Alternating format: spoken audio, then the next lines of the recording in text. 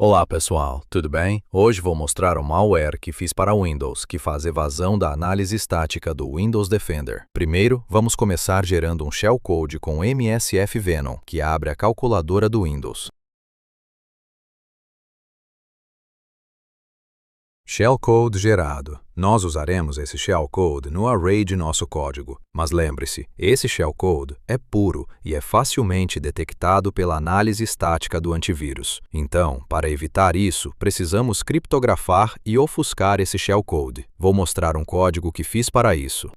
Vou explicar os arquivos de cabeçalho desse código. O stdio.h para usar printf para imprimir na tela. stdlib.h para poder usarmos funções para alocar memória e liberar memória. String.h para copiar e colar strings. Time.h para seed de números aleatórios.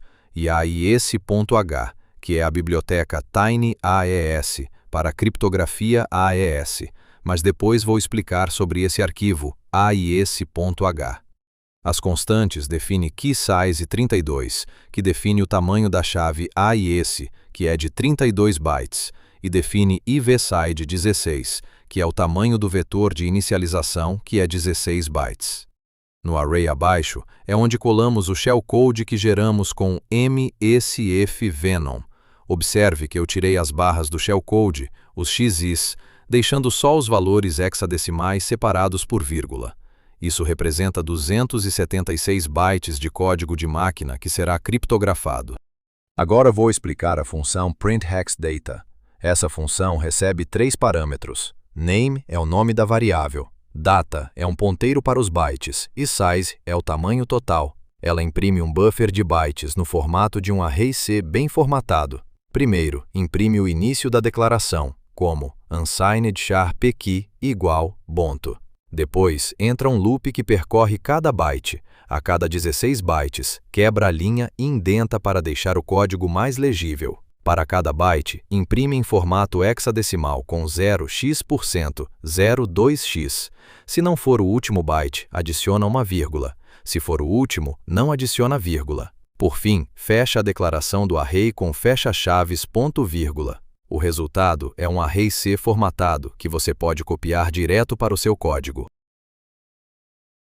Agora vou explicar a função printIPv4Array.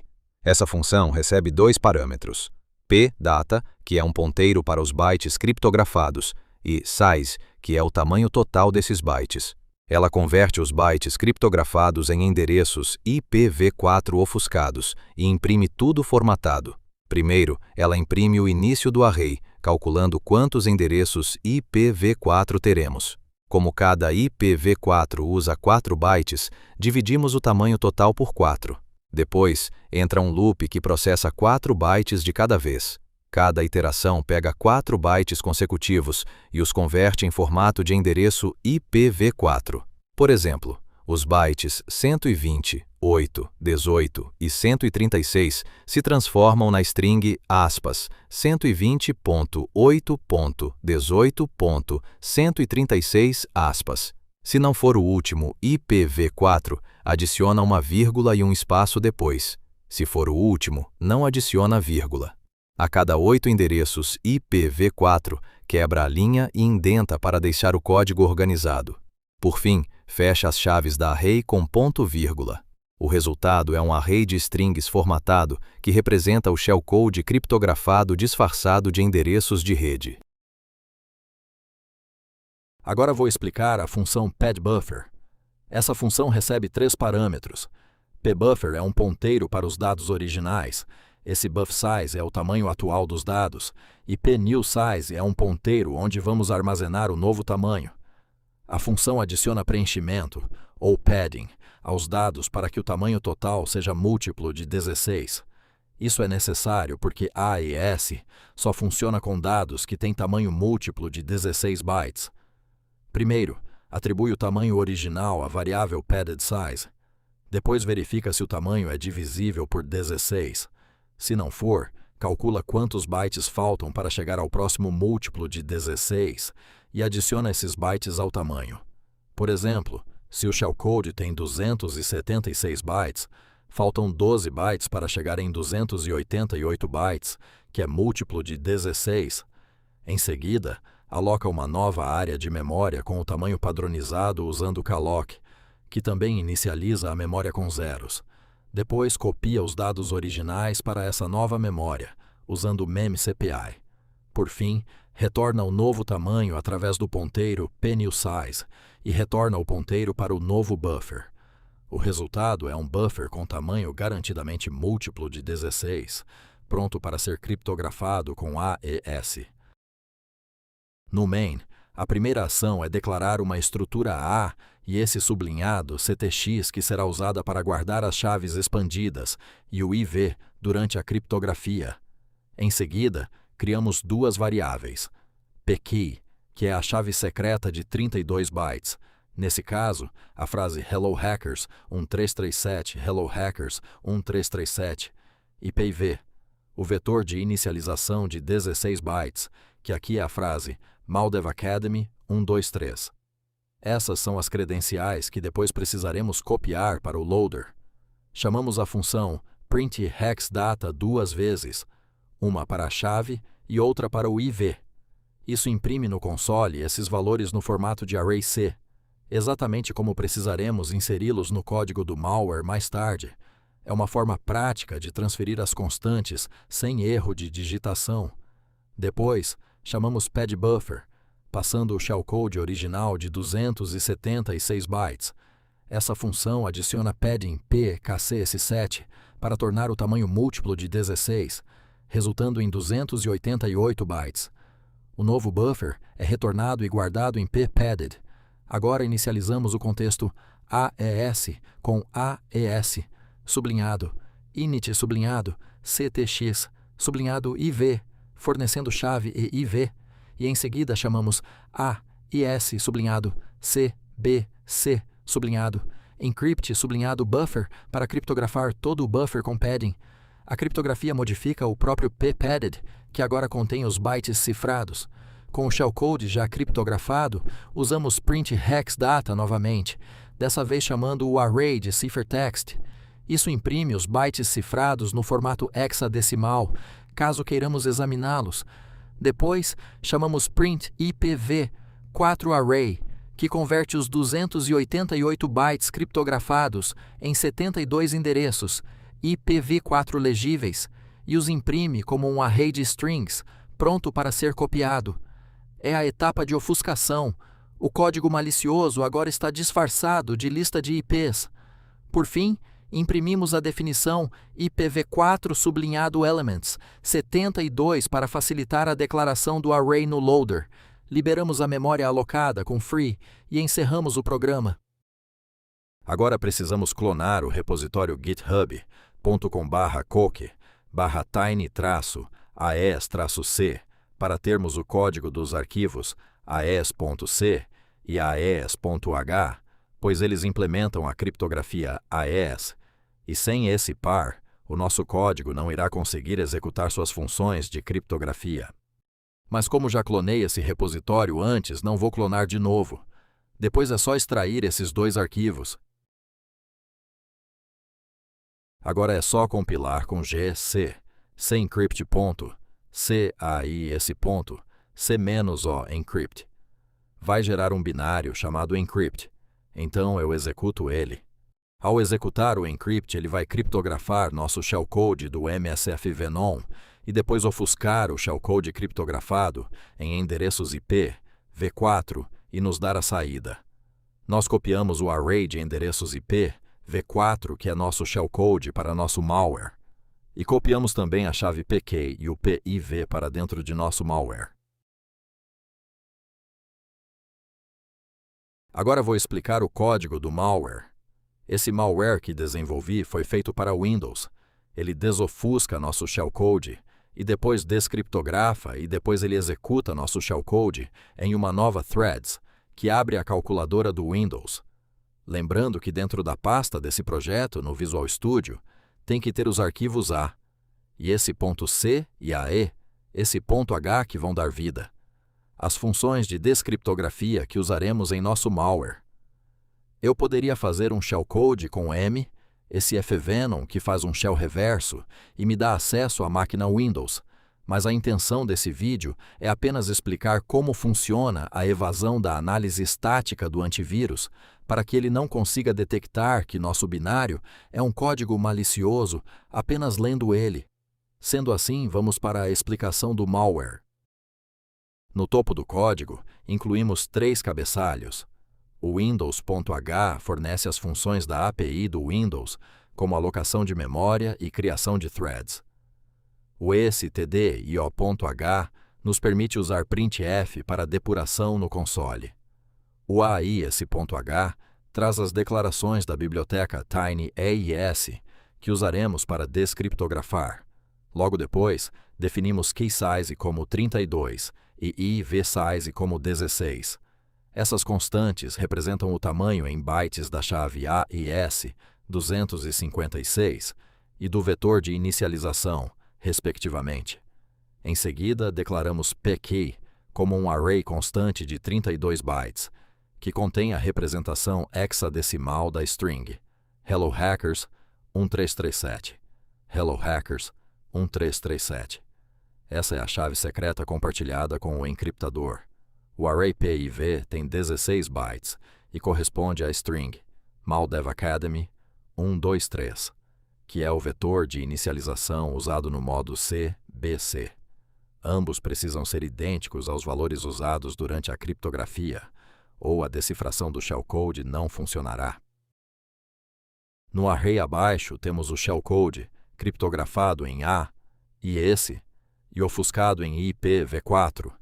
Eu escolhi usar descriptografia em Tiny, A e esse para não depender de nenhuma chamada de API do Windows no processo do nosso malware para descriptografar nosso shellcode malicioso, o que vai facilitar fazer uma evasão de IDR futuramente, pois a descriptografia ocorre inteiramente na memória. Esse typedef cria um tipo de ponteiro de função chamado FNRTLIPv4.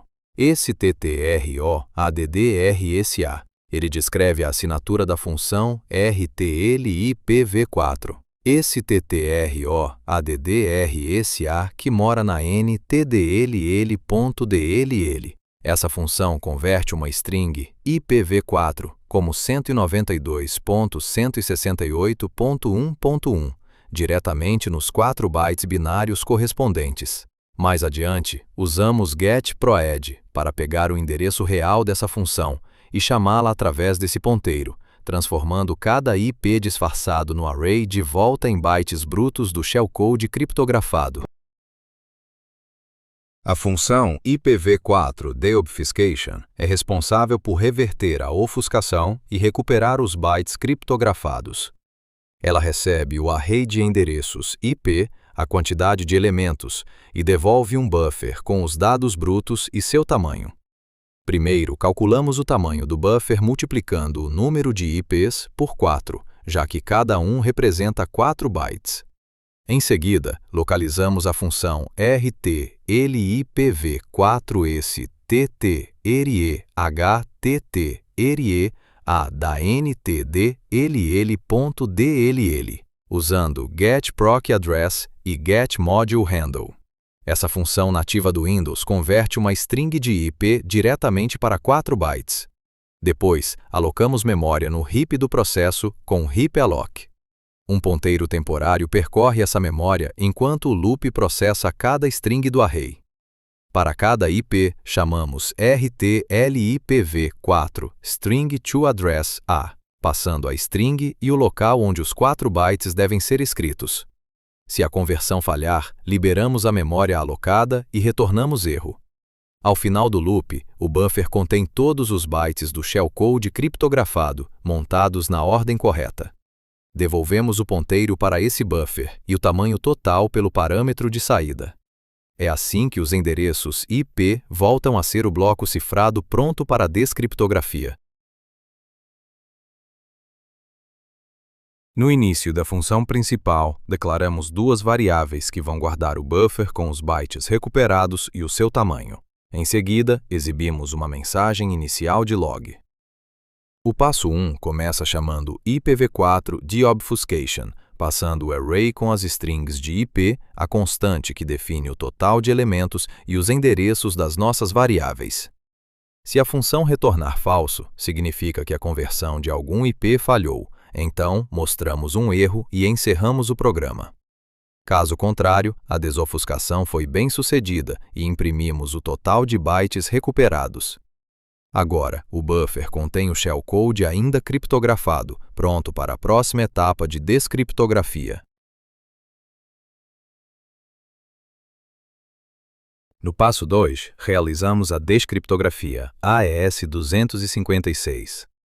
Primeiro, declaramos uma estrutura chamada cTegis, que armazenará o contexto da cifra.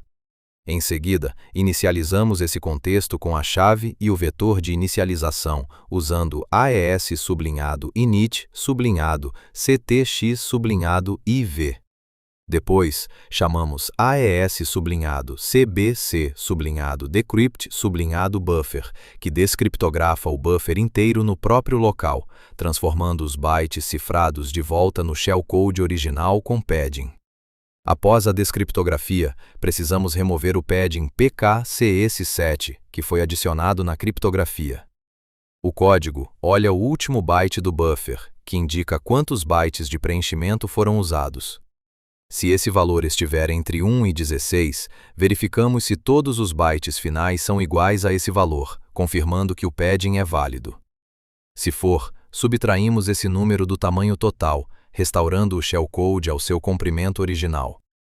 O programa exibe quantos bytes foram removidos e o tamanho final, que deve ser exatamente 276 bytes.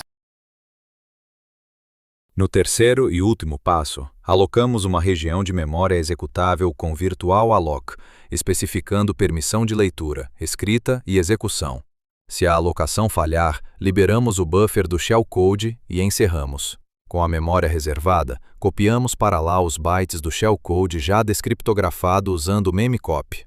Em seguida, criamos uma nova thread com createThread, apontando diretamente para essa região como código a ser executado. Caso a criação da thread falhe, liberamos a memória alocada e o buffer original. Uma vez que a thread é iniciada com sucesso, imprimimos o identificador dela e deixamos o shellcode rodar, no nosso caso, abrindo a calculadora do Windows. Após criar a thread, usamos waitForGreater_parent para pausar a execução até que ela termine. Isso garante que o programa principal não feche antes do shellcode rodar, embora nesse caso, o shellcode chame exitProcess e encerre tudo de uma vez. Quando a thread finaliza, exibimos uma mensagem de confirmação. Em seguida, fazemos a limpeza. Fechamos o identificador da thread com close_handle, liberamos a memória executável com virtual free e devolvemos o buffer do shellcode ao heap, usando heap free. Por fim, imprimimos uma mensagem de conclusão e retornamos 0, indicando que tudo foi executado com sucesso. Agora vou compilar e executar o malware. Ele vai fazer todo o processo de desofuscação e descriptografia e executar o shellcode em um novo thread. Veja, a calculadora foi aberta. O malware cumpriu seu objetivo. Futuramente, farei mais vídeos atualizando o código desse malware para ele fazer evasão de sandbox e EDR. Então, deixa seu like nesse vídeo que deu trabalho para fazer e me segue para acompanhar meus próximos vídeos.